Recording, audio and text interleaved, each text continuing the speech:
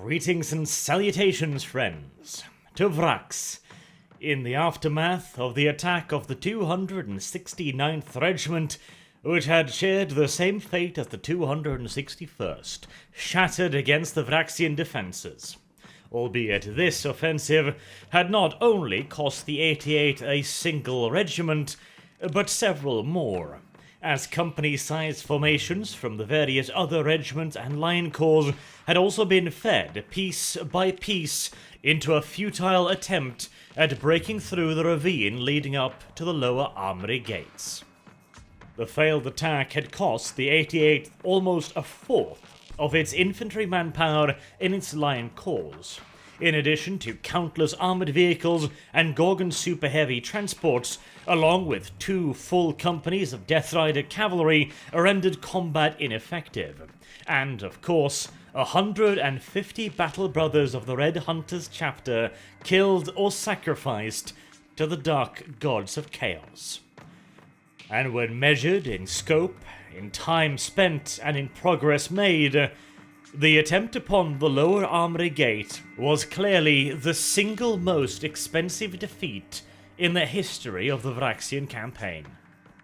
And if Lord Inquisitor Rex was not extremely careful, then his career and indeed even possibly his Rosetta might be the final victims of the battle. For whilst Inquisitors were indeed afforded the privilege to do with Imperial resources as they pleased, that privilege also came with the expectations that they would fulfill their objectives. And in this case, that was clearly not the case. And so, the Lord Inquisitor needed results, quickly, and now more than ever. Previously, he had certainly been on the clock to produce meaningful results, but the breakthrough of the outer curtain walls and the surrounding of the citadel had bought him a lot of time, a lot of leeway, and a lot of good faith in the higher-ups in the Imperium. His enemies could not move against him openly as long as he was producing results, and nobody had expected the siege of the citadel to be easy. But casualties like these were difficult to overlook, and so the Lord Inquisitor would have to produce something else for his political allies to focus upon, and for his enemies to be distracted by. The question, then, was what and how? Clearly, any further attempts upon the lower armory gates would be completely futile. The enemy had shown absolutely no signs of wavering, and had even used the Krieg pressure to preempt and annihilate the Lord Inquisitor's gambit with the Red Hunters. And thanks to the intervention of the Alpha Legion, the diversionary attacks against the Cardinal Gate had been met with almost equally crippling casualties. The enemy clearly had their eyes on the northern approaches to the citadel, and the approach up the winding pathway towards the Great Gate was still littered with the burned-out wrecks of the 5th Tank Column, and their assault in support of the 261st. It would take many days, if not weeks yet, for that path to be opened up sufficiently for any further attempts. This severely limited the Lord Inquisitor's options. He could attempt to assault the Greater Gate with a pure infantry force, but such a maneuver was unlikely to result in anything more than yet further pointless Krieg casualties. He could risk another move towards the Cardinal Gate, but now that that area had clearly been proven to be infested by Alpha Legion operatives and even the Legionnaires themselves, any further operations in that area would come at a severe risk of the forces being ambushed, separated, and annihilated. Lord Hector toyed with the idea that perhaps the Alpha Legionnaires could be countered by Loyalist Astartes. If each element of the Death Corps' forces were led in by smaller groups of Red Hunters led by inquisitorial personnel, then perhaps that might be enough to discourage the Alpha Legionnaires, or even possibly turn the tables on them. But this idea was rejected. Lord Inquisitor Hector Rex knew that even the loyalties of a chapter like the Red Hunters, almost fanatical in their support of the God Emperor's Inquisition, had its limits, and the loss of more than a tenth of their chapter in a single operation was already sorely testing their relationship with the Lord Inquisitor. And should the Red Hunters, once again such a famously loyal chapter, decide to disengage from the field of battle, citing inept leadership, for example, that would almost certainly be the end of the Lord Inquisitor's command of the 88th. And as mentioned, another attempt upon the ravine was really not an option.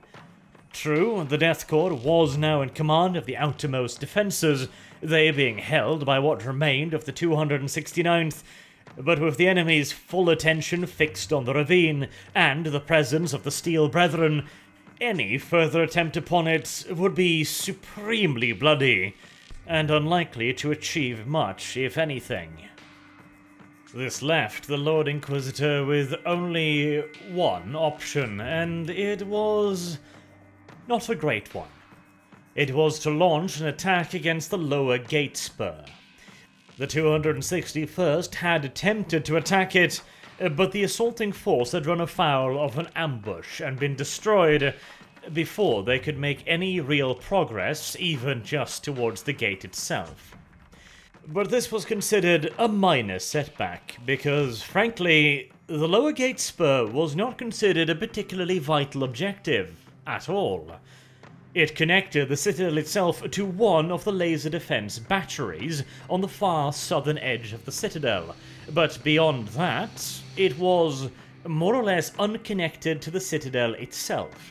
The connecting point leading into the main citadel and its secondary area connecting it to the northern defense battery could be blown up and disconnected at a moment's notice, so it was exceedingly unlikely that the Death Corps would be able to gain entry into the main citadel via that entrance.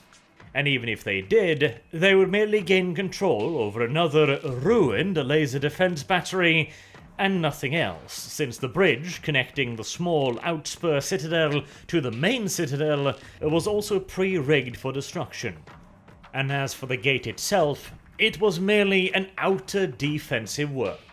If it was broken, it would open up another area of approach to the citadel itself, known as the Pilgrim's Road. This was the primary point of entry towards the Basilica when the Vraks were still on Imperial hands. The road itself was long and steep, and covered by gun positions on the southernmost citadel walls.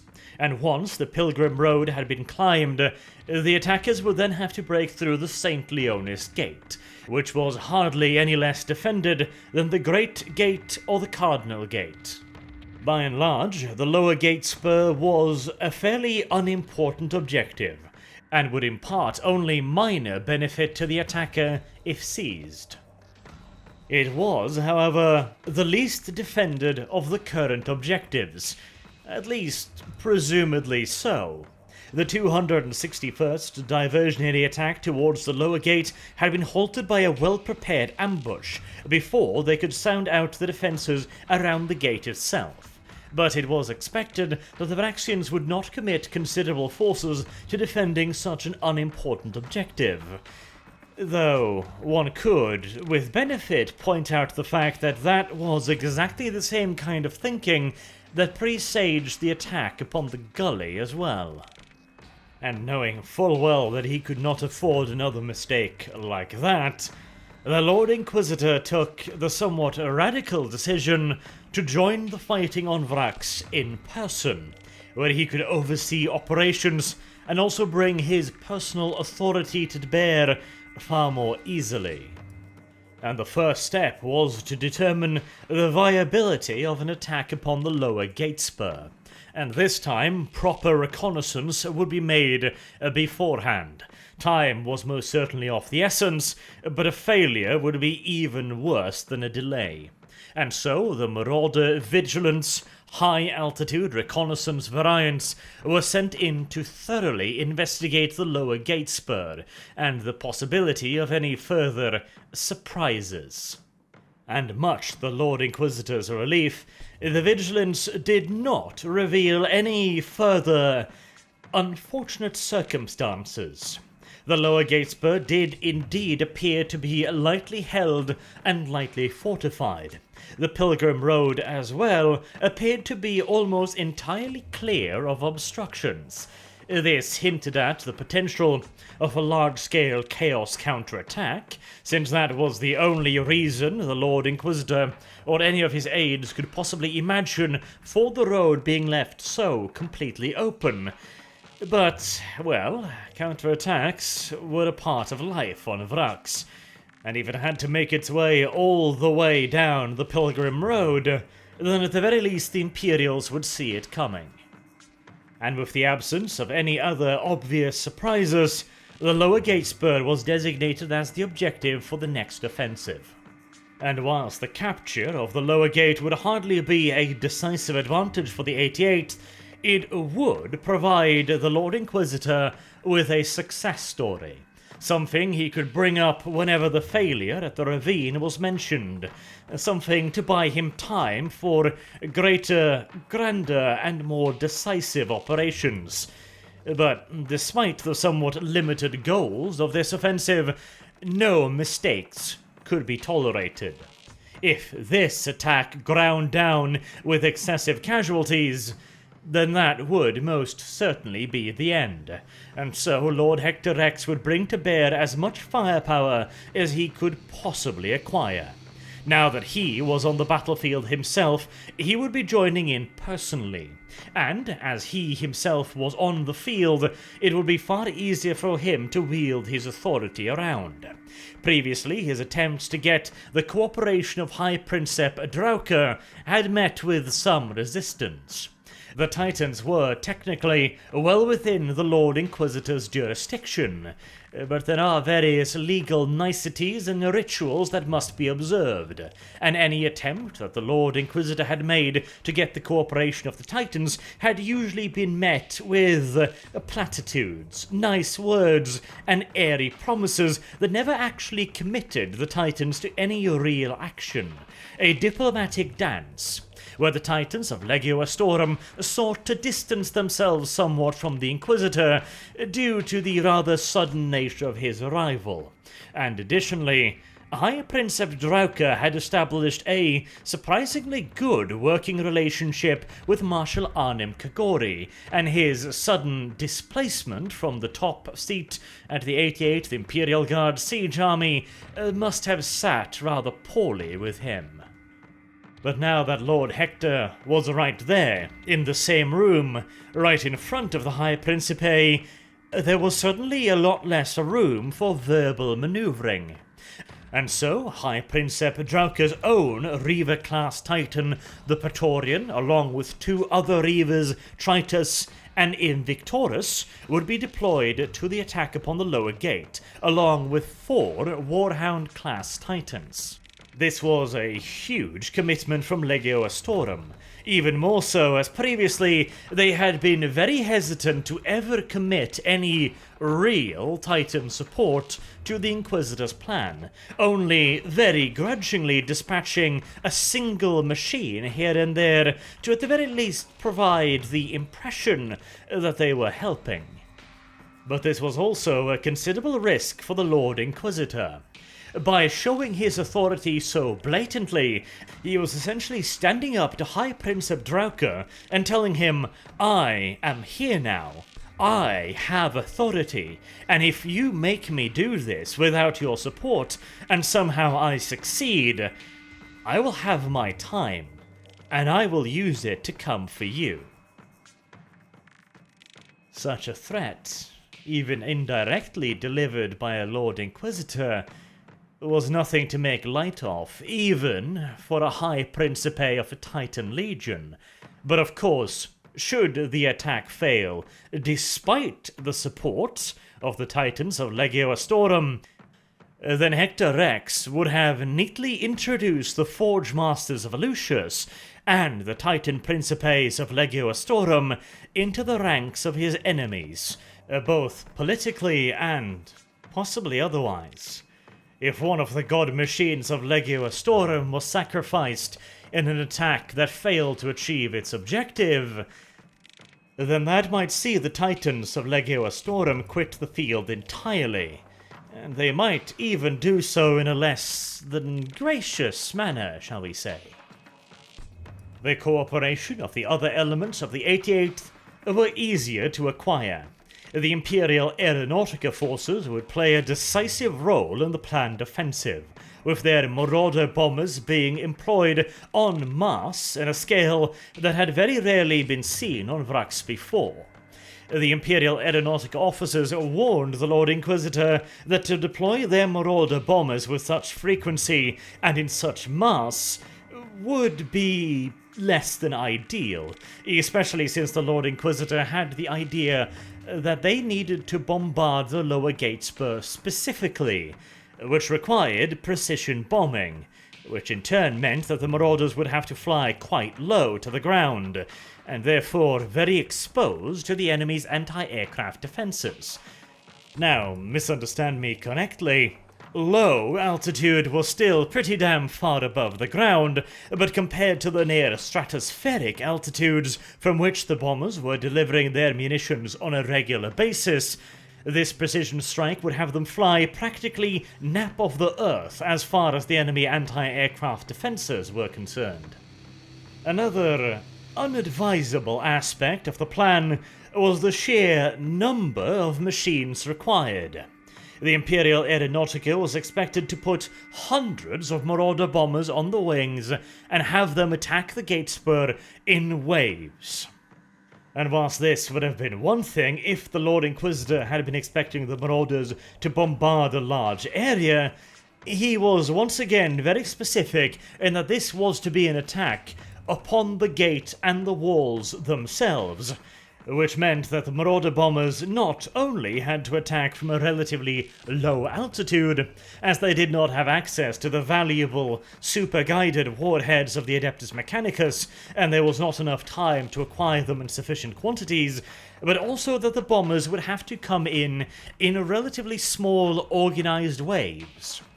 In an ideal scenario, all of the bombers would be set in against the target simultaneously, and they would simply blanket a vast area, but with such a relatively small target, they would get in one another's way. There was simply not enough airspace above the objective to deploy all of the 350-odd Marauder bombers that the Lord Inquisitor had requested, and so instead, they would have to come in 6 separate waves. And if the enemy's anti-aircraft defenses had not been awake during the first one, number 2, 3, 4, 5, and 6 would certainly be met with a warm welcome indeed. However, any and all objections on behalf of the Aeronautica officers fell on entirely deaf ears, and the order was given for the Marauder bombers to be prepared for their sorties. As for the Death Corps, well, he got a hell of a lot less objections from them.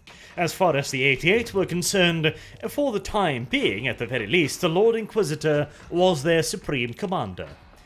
And it's not exactly in the Death Corps' modus operandi to question instructions. One force that, however, stood out with its absence was the Red Hunters. The Lord Inquisitor would not request further large-scale deployments of the Astartes. Instead, the Red Hunters would continue to operate as the honor guards of various Inquisitors. And, of course, Lord Inquisitor Hector Rex also requested his own honor guard of Red Hunter Astartes. Not that he really needed them. He had already received an honor guard from the Grey Knights, but there was no sense in offending anyone, particularly not with the currently delicate political situation. And speaking of the favoured sons of Titan, the most dedicated, skilled, and effective anti-demon force in the entire Imperium, what was to be the Grey Knights' role in all of this? They had shown that they were clearly quite hesitant to dedicate themselves to any overt action, not even when the Red Hunters were cut off and annihilated piecemeal by the deployment of demonic troops had they reacted. when the 261st was being cut to ribbons by a demonic counterattack, the Grey Knights had not intervened. They were husbanding their strengths. They were convinced that a large-scale demonic incursion was not only possible on Vraks, but downright likely, and they did not wish to thin their ranks or tip their hand overmuch before that main incursion and the architects behind it were made clear and vulnerable. But once again, Lord Inquisitor Hector X was not blessed with the luxury of biding his time. This attack would have to be decisive, regardless of anything and everything the enemy could throw at them, and with the Grey Knights being the Ordo Militant of the Ordo Malus, he could directly order them into the battle, and he made it very clear to their brother captains that he intended to do so. He made it clear that he would respect their superior tactical acumen in situations like this, but he also impressed upon them that if he was not successful here, then the Ordo Malus would almost certainly lose authority over the theatre entirely, to be replaced by the Ordo Hereticus, which would in turn almost certainly lead to the recalling of the Grey Knights. And to have them exit the battlefield with an active demonic threat still upon it, uncountered and unfought by the Grey Knights, ooh. Nothing short of spray painting their beloved chapter symbol with fresh and putrid discharge fired from a demon's anus could even come close to the shame of such a scenario. Suitably convinced, the Grey Knights promised that once the Lord Inquisitor called, they would appear to counter any enemy threats, be it demonic or otherwise. And so, with his forces marshalled, the Lord Inquisitor began preparing his plan. Well, if you can honestly call it that, his plan was to simply throw everything at the lower gate spur, including the kitchen sink this time. The 88th artillery batteries would all be concentrated on the gate spur. The Marauder bombers would be bombarding it with their own munitions.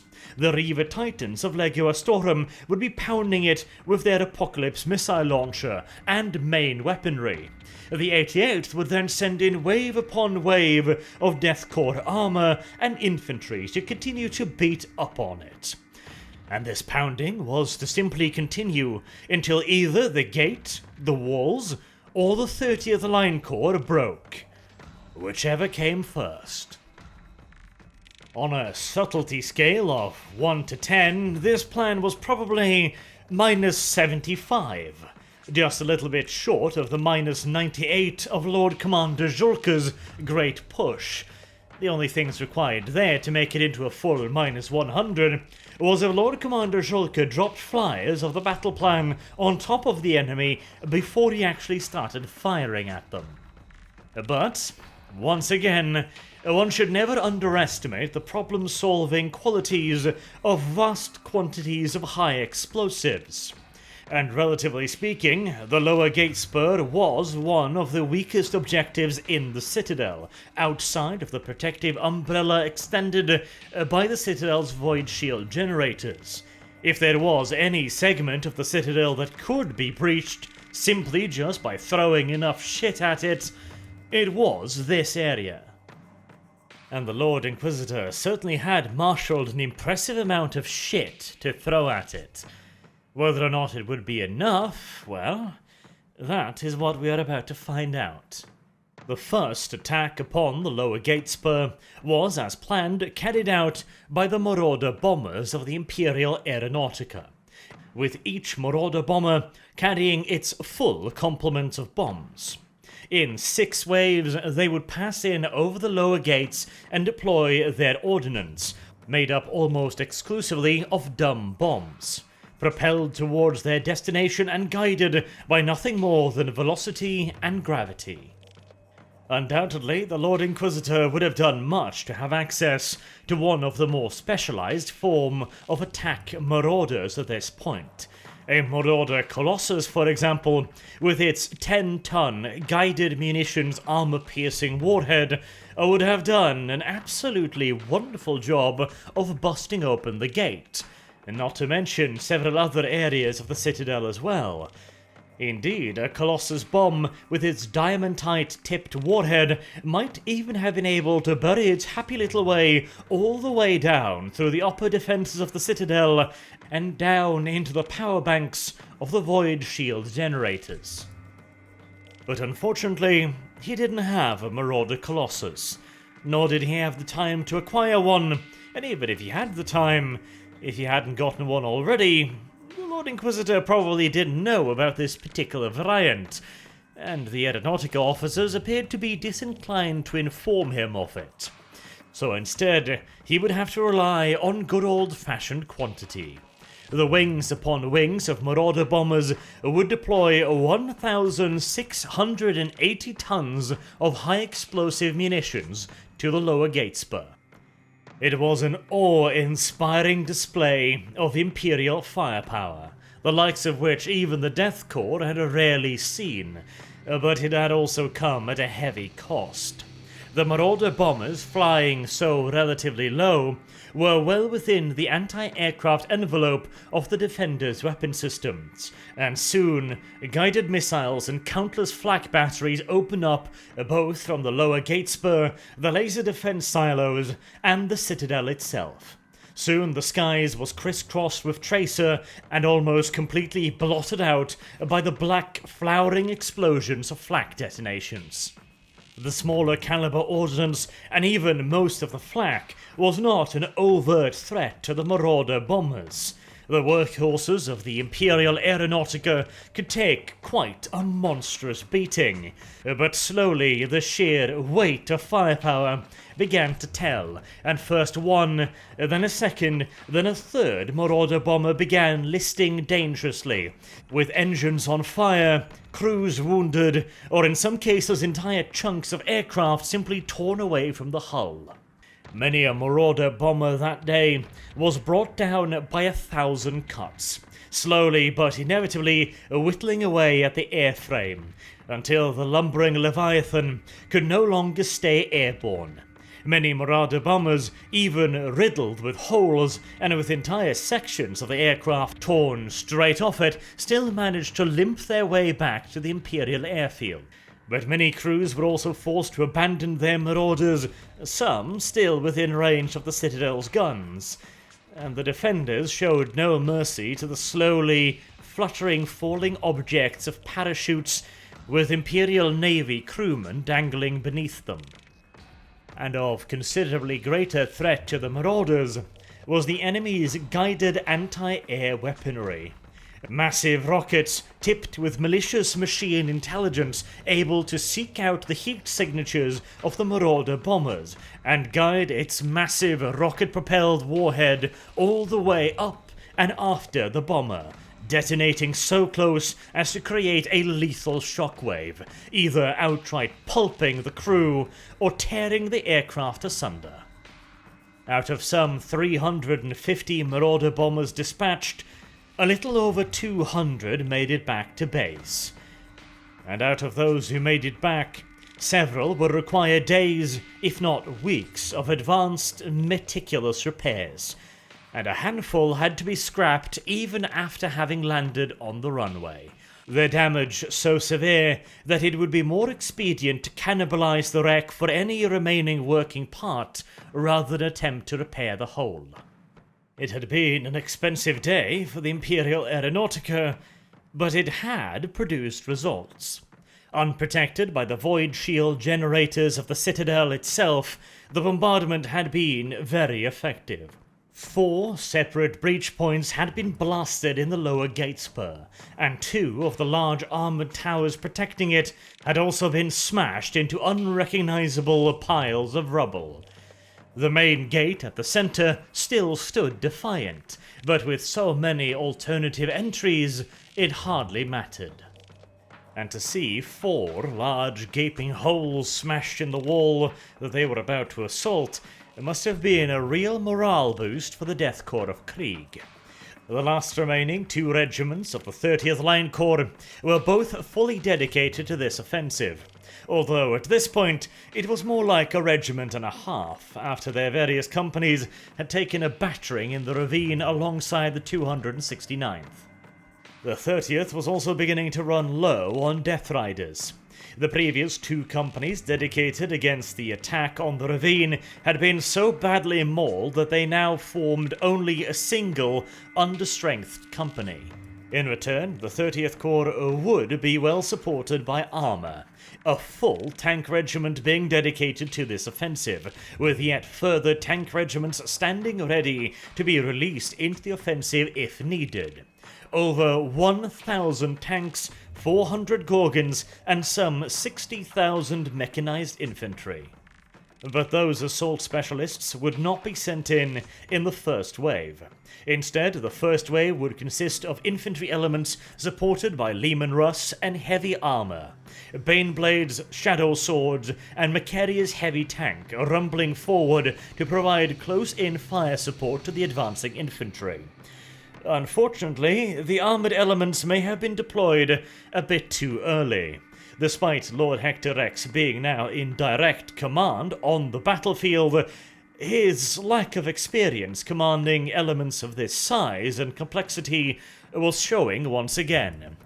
For when he ordered the armoured elements to move in support of the infantry, he had forgotten to take into account the simple fact that the terrain had been drastically altered in a very short period of time. Even though the Marauder bombers had been ordered to deliver their ordnance with a degree of precision, this was quite frankly an impossible request, with each Marauder bomber carrying some 4.8 tons of munitions. Dumping all of that in one spot is quite literally impossible, even during the best of times. And with the pilots and the bombardiers being hammered by a constant stream of flak, their precision had suffered somewhat. The area in front of the lower gate spur that had previously been relatively easily passable by armoured elements, consisting mostly of fairly flat areas, minor rock outcroppings, and the occasional wreck of the 261st Regiment's assault, was now a pockmarked moonscape, covered by hundreds of craters, some small, some huge, blasted out of the ground by 400-kilogram armor-penetrating bunker busters. Traversing this terrain would be a new, exciting, and interesting experience, no doubt, for the various tank crews, made all the more fascinating by the enemy's anti-tank defenses. And so soon, the armoured spearhead that was supposed to push up quickly alongside the infantry and support them directly was almost all stuck floundering in various shell craters, with several tanks utterly immobilizing themselves, either by getting fully stuck in a deep crater or by throwing off their tracks. This put a rather sudden brake on the attack. The infantry was pushing forward regardless of the armoured elements, but with their support floundering behind them, they quickly ran into the same problems as most assaults on Vraks tend to do. Overwhelming amounts of enemy firepower being poured into them, and soon the infantry had to go to ground, and without the armour to suppress the enemy's defences, they were forced to stay low, move carefully, in short bursts from cover to cover, while seeking out whatever concealment and defence they could find. What was supposed to have been a rapid rush for the breaches soon turned into a painfully slow slog towards the enemy. But luckily, the enemy had not arrived unscathed from the heavy bombardment. The Marauders had done their job well, and with the destruction of 2 of the armoured towers, as well as the damaging or outright crushing of several of the bunkers and armoured parapets, the defenders found themselves in a bit of a pickle, where it was getting difficult for them to bring all of their weapons to bear effectively. Their carefully planned out interlocking fields of fire were suddenly torn right open as a bunker over there was destroyed by a bunker-busting bomb smashing right through its roof, detonating inside and slaughtering the crew. Whilst in other areas, bunkers had been partially collapsed due to the force of repeated impacts. and the carefully constructed routes with which the defenders could travel, both inside of the walls and behind them, in permacrete communication trenches, many of them as well had been blown skywards, making it far more complicated for the enemy to move their heavy weapons and their troops around, especially due to a second part of the barrage. The Death Corps' artillery was, of course, as always, hammering the rearward lines, and thud guns were firing upon the walls, seeing as the infantry assault had ground to a halt anyways, they might as well. But the truly heavy pieces here were not artillery or thud guns, but the Reaver-class Titans of Legio Astorum, who moved up and emptied their Apocalypse missile launchers into defenders one by one.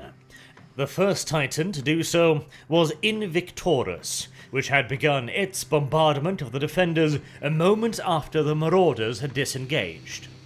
The Invictorus was able to use its advanced fire control Auspex to target enemy positions even through the still-clearing fog of the bombardment, and engage them at long range with individual guided rockets, blasting open bunkers, annihilating gun ports, and targeting each piece of the defensive network as it came active. Whenever Invictorus noticed the flare of an anti-tank las cannon, its advanced Auspexes would detect it, target it, and fire a single guided Apocalypse missile towards it. If that didn't do the trick, a second or a third, until the weapon was destroyed. Whenever it saw the report of an autocannon or a heavy bolter fired from a bunker, it would do the same, dismantling the enemy's defenses gun by gun, bunker by bunker. After the gentle attentions of the Marauder bombers, and now exposed to this pinpoint precise bombardment, the enemy's defenses began to falter. Gaps opened up in their fields of fire, and the infantry began to seek their way forward once again, discovering weaknesses and openings and darting through them as quickly as possible. Casualties were still rising quickly, but compared to the attempts upon the gully or the ravine, this was nothing. Pleased with the progress, Lord Hector Rex decided to join the assault himself. Leaving the command bunker, he began to make his way towards the front line. He would demonstrate on this day that, whatever his failings were as a strategist or tactician, he was most certainly not a coward. But the Imperials would not have it all their own way. After expending all of its 20 Apocalypse missiles, Invictorus retired to rearm.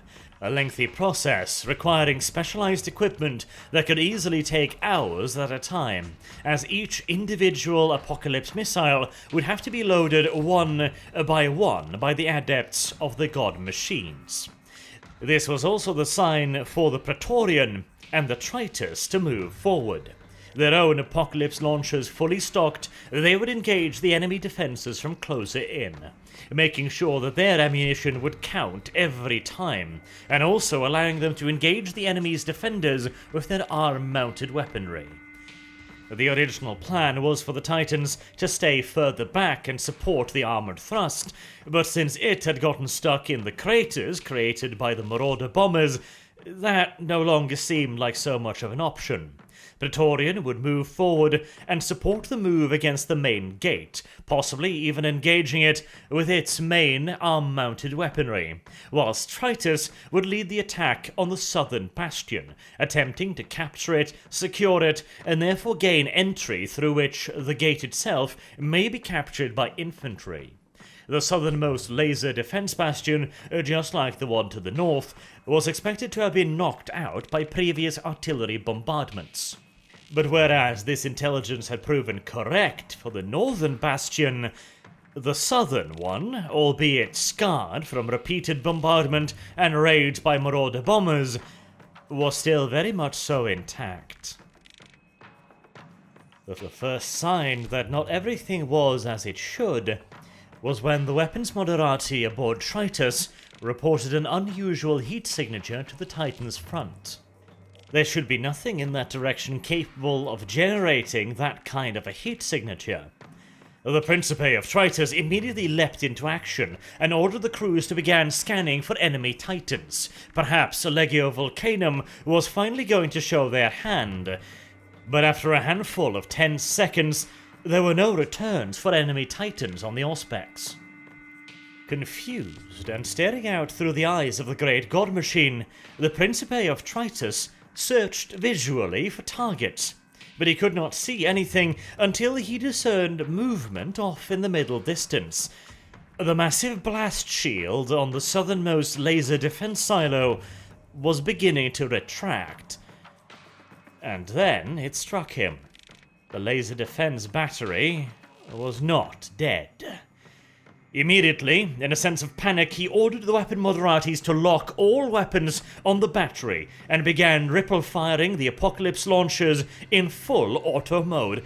All 20 rockets would be leaving their housing in the Apocalypse launcher within seconds, but it was already too late. With the force of a small sun, the laser defense battery opened fire at point-blank range as far as Titan combat is concerned. The battery's grossly iridescent beam of laser energy reached out and for but a second contacted with the void shields of Tritus. In a shimmering deluge of light, the void shield flickered like a soap bubble set in stark relief, and for the merest millisecond it resisted the monstrous forces imposed upon it, before collapsing with the sound of thunder. As a weapon designed to engage spaceships in low orbit, impacted upon Tritus's armored carapace. Armor that had been designed to withstand the full firepower of legions of tanks for minutes at a time, buckled and ran like water within moments of the touch of the beam, which then reached effortlessly through the melting torso of Tritus and into its primary plasma reactor.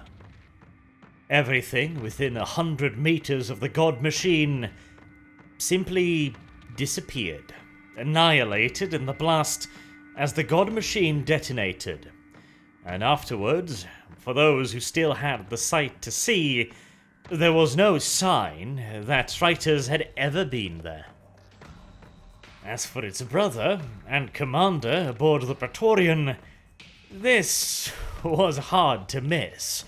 The detonation of Tritus, and hell, even just the firing of the laser defense battery, had set warning lights flashing throughout the Reaver-class Titan insistently, and High Principe Drauka had immediately turned his own weapons upon the bastion, and with the aid of the Death Corps artillery also retasked to suppress the massive weaponry, the armored cupola was brought down over the laser defense battery once again, the crew unwilling to risk a second shot against the Praetorian now that the god machine was fully aware that the laser defense battery was indeed operational. Unfortunately, the massively thick armored cupola rendered it virtually invulnerable to the attentions of even a Reaver-class Titan, and the continued bombardment from the heavy guns of the 88th were unlikely to penetrate its hide anytime soon. The northernmost bastion had been bombarded for a near 2 full months, and in that period it had finally been destroyed, but the 88 did not have that kind of time to deal with the southern one. And so, acting decisively, Lord Hector Rex decided to lead the assault upon the southern laser defense bastion personally, with a force consisting of himself, his honor guard, and Death Corps grenadiers released from the armored regiments. As Hector Rex made his move on the defense laser battery, the Death Corps at large continued to move towards the lower gate spur, with the enemy's defences having been much reduced by the fire of the Reaver-class Titans and the Warhounds still stalking about the battlefield. They were finally beginning to make some serious progress, and the 30th Corps had managed to seize several of the breaches. Gaining entry into the wall itself and the innermost working of the defences, they were clearing it out section by section, whilst overrunning and destroying the last bunkers outside of the gate spur itself. It had taken the 30th Corps half a day to get to this point, but now that they were finally within the wall, within the enemy's own fortified positions, it seemed as if defeat for the Vraxian defenders was inevitable. And then, of course, the equally inevitable counterattack occurred. High above, from the main citadel itself, the St. Leone's Gate ground open, and armoured formations led by rhinos, land raiders and predator tanks, all painted in the dark black colours of the Brothers of Ares, began streaming down the Pilgrim Road. And they were not alone. They brought with them the warp-spawned abominations of previous attacks, but this time it was not the uncontrollable demons of the great powers of the warp. They had proven themselves uncooperative, unsuitable to anything other than concentrated attacks upon enemy formations, where the main force of the traitors were not deployed, lest their allies of the Immaterium grow unpredictable. Instead, the souls of various demons, now flocking to the immaterial space around Vraks, had been bound to the armoured carapaces of demon engines, defilers, dreadnoughts, blood slaughterers, and all manners of mechanical monstrosities. This terrifying battering ram of semi-living metal rolled down the Pilgrim Roads at unnatural speed. Defilers, dreadnoughts, and blood slaughterers all competing with one another to get into the fray first and begin reaping a bountiful harvest of souls, whilst the Black Brothers of Ares were hurrying in behind them as quickly as their rhinos and armoured personnel carriers could carry them. The elements of the 30th that had made it into the walls and through the breaches barely had more than a handful of minutes to react before the enemy was upon them. They had prepared themselves for a counterattack, but nothing could truly ever prepare one for the sheer savagery and speed of the demon-infested machines. A handful of las cannons, autocannons, and the occasional missile launcher was set up in all haste, in the breach, on the walls, and even out in the open. Every weapon was firing full tilt at the incoming wave of monsters, but it availed them little. The occasional beast was brought down, and here and there a machine abomination was peppered full of high-caliber rounds, sending pressurized blood firing out of it in all directions. But the fire, hastily thrown up to defend, was nowhere near enough to halt the impetus. And so the cavalcade of beasts slammed into 30th Corps and tossed them bodily back out through the breaches, slaughtering, devouring, and cutting them to pieces as it did so. But despite this counterattack, the Lord Inquisitor ordered that there would be no retreat. The 30th Corps was to continue to pour reinforcements into the lower gate spur, and armoured elements were to be recovered and brought up as quickly as possible. For the rest of the day, the 30th Corps continued to assault the breaches, continued to infiltrate the walls, and grenadier elements were brought up as well, to utilize their more powerful hellguns to support the guardsmen. Slowly, tanks also began making their way into the battlefield. Cresting the breaches, Lehman Russ' main battle tank climbed up and over them, pouring their own fire into the hordes seething beyond. Baneblades blasted their own path through the walls and entered firing from all weapons. The heavier pieces, Macarius and Malcadors, rolled forward unopposed, weapons blazing and tracks grinding mechanical monsters to red fleshy pulps beneath them. But the seemingly never-ending waves of living metal continued to swamp forward, drowning the tanks, ripping open their armoured hulls, and tossing their crews out to be messily devoured by the demon engines. 6 times the 30th Line Corps swept forward to reclaim the breaches, momentarily ousting the traitors and their horrifying compatriots, and equally so 6 times the Black Brothers and their demon machines swept forward and tossed the Death Corps back out again. And it would appear that the first day of this offensive as well would pass without a decisive victory to either party. The 30th Line Corps' officers began preparing for a disengagement maneuver through the night, but Lord Inquisitor Hector Rex countermanded that order.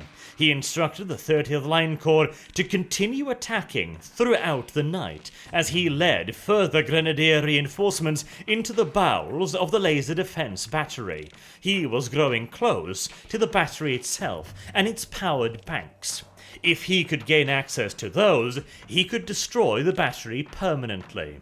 But if they retreated now, he feared that the progress made would be lost. He must have known that the 88th would be at a severe disadvantage fighting at night against enemy Chaos Space Marines and the Demon Machines. Blood-infused monsters of living metal driven by vicious and malicious supernatural intelligences. They did not need the light of day to discover their prey. They could smell their fear, taste their blood upon the wind, and locate their very life essence even in the darkest of nights. And yet, the Inquisitor commanded, and the 88th obeyed. The 30th Line Corps continuing to pour reinforcements into the attack upon the lower gate spurs, but men were being devoured at a frightening pace, not merely just rivaling, but even surpassing the rate of attrition when attacking the ravine. In the light of day, Imperial Guardsmen were no match for Chaos Space Marine, and even main battle tanks struggled to get to grips with the monstrosities constantly hoarding around the breaches. But in the middle of night, with visibility being severely reduced both for the infantry and the armor, very few of which were equipped with the kind of auspexes required to fight effectively during the dead of night, the 88's armoured and infantry elements were, for all intents and purposes, fully at the mercy of the heretics. All they could do was to activate whatever light they had, floodlights, flashlights, or even simply just firing off into the darkness to locate the enemy. But of course, every time they did so, the enemy also located them.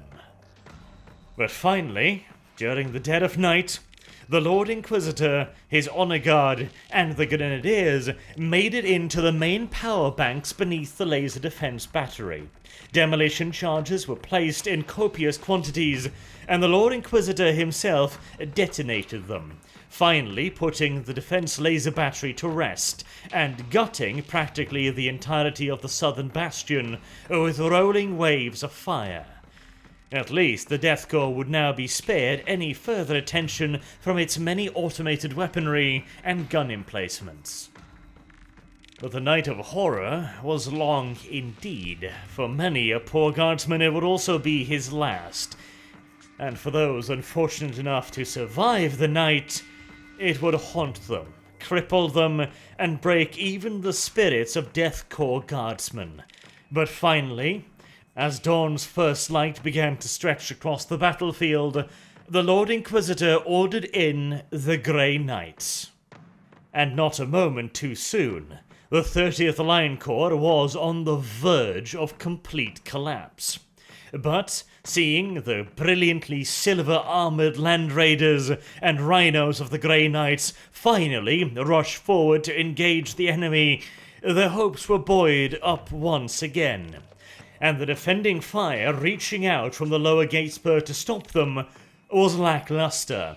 The Black Brothers, having been engaged with the Death Corps, both guardsmen and grenadiers along with armoured elements the entire night, had suffered. Their ranks had been thinned, and most of their Land Raiders and heavy weaponry had been destroyed. The life of each Black Brother claimed only at the cost of 100 or more guardsmen, and the demon engines were still swarming in vast writhing hordes around the breach points.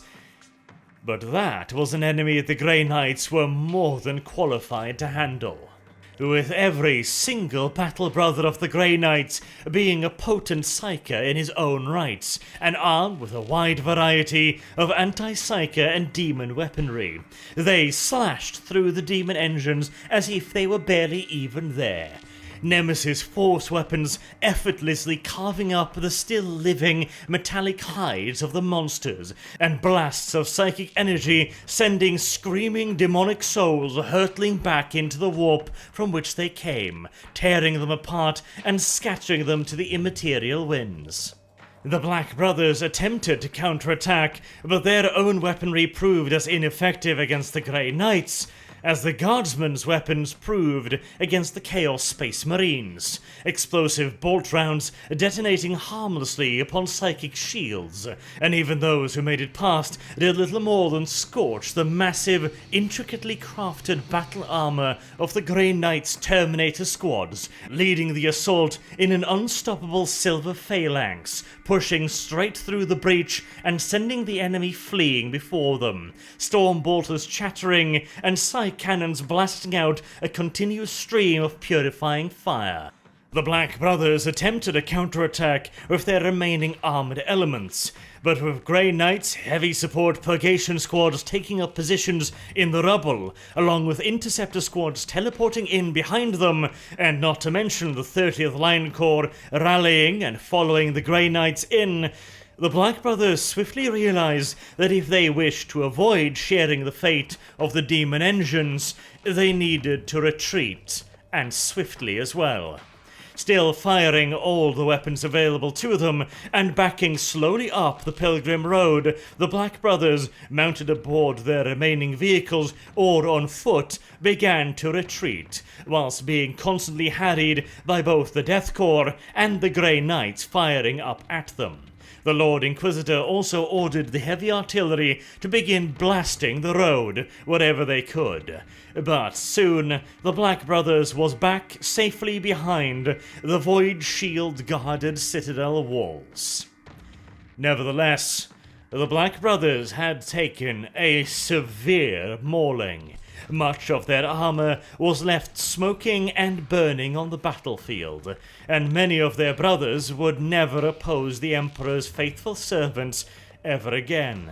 And most importantly of all, the end of the second day's fighting, brief as it had been, saw the Imperials in command of the Lower Gatehouse Spur, although precious little of it remained. The gatehouse itself was little more than a pile of rubble. All of the armoured towers had been reduced to nothing more than scattered remnants, and the wall, which began the night with 4 massive breaches blasted in it, was now more a series of broken shards, jutting out of the ground at uneven intervals, than any true wall. But still, the Lord Inquisitor had got his objective. The lower gate had been seized, and with this, the first victory against the final Vraxian citadel had been achieved. But at what a cost! The Lord Inquisitor's insistence on a round-the-clock assault had ground the 30th Line Corps to dust. Out of the 2 remaining regiments, after the sacrifices of the 269th and the 261st, the 30th had begun the assault upon the Lower Gate Spur, with 2 regiments remaining. At the end of this, the second brief day of combat, after a hellish night of slaughter the Death Corps had rarely seen before in its entire history, only a single understrength regimental formation could be created. For all intents and purposes, the 30th Line Corps had ceased to exist. And thusly, Lord Hector received the dubious honor of being the first commander of the 88th to see an entire line corps destroyed under his command. And with its destruction, the 88th Inquisitorial Siege Army had been much reduced. The Inquisitor had his objective, but whether or not it had been bought at a price that he could truly afford was something that was yet to be proven.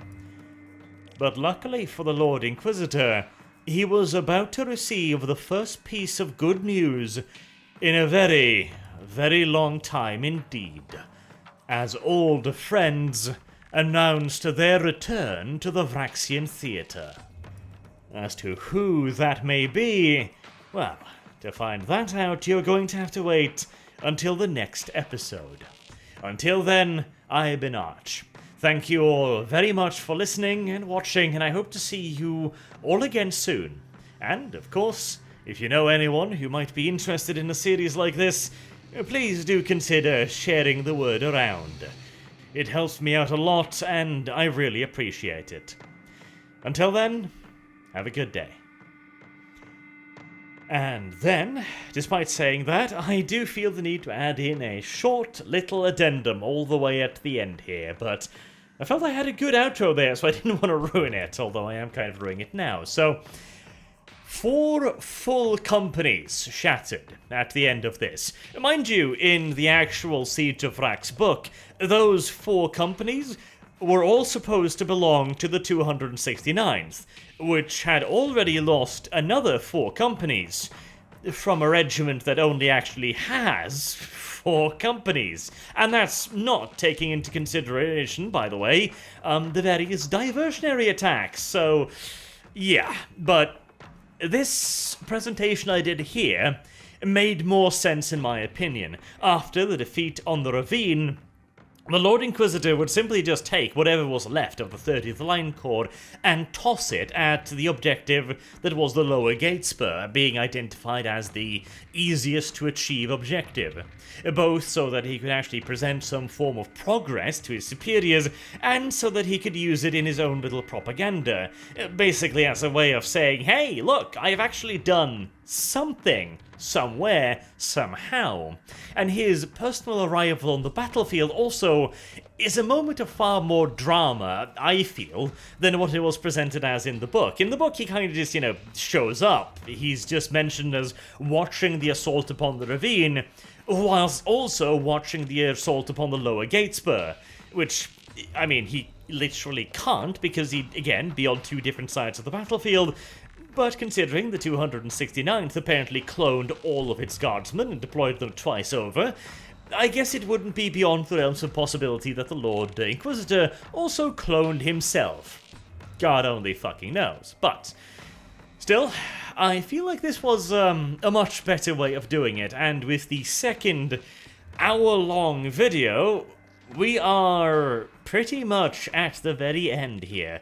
This chapter that I took this off is in fact titled The First Victory of the Final Battle for Vraks, so buckle up boys, we're just about there. But now, once again, until next time, have a good day.